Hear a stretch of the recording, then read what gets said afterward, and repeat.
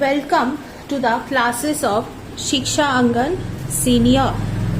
So again today we will discuss about MES 012 Block 2 Unit 5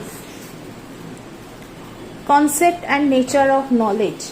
From this chapter we will discuss a new topic. The name of the topic is Sources of Knowledge.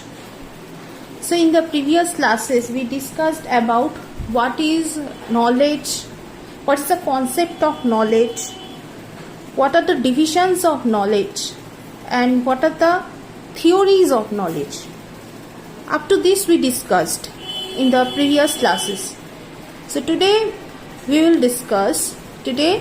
the discussion will be about sources of knowledge. Now what is the sources of knowledge? There are several sources of knowledge. So let's look towards that sources of knowledge. And sources of knowledge only possible is the sources which will be discussed here is linked to our senses, to our thoughts, to our reasoning capacity, etc. So we will discuss here that. So our first source of knowledge is knowledge through sense experience.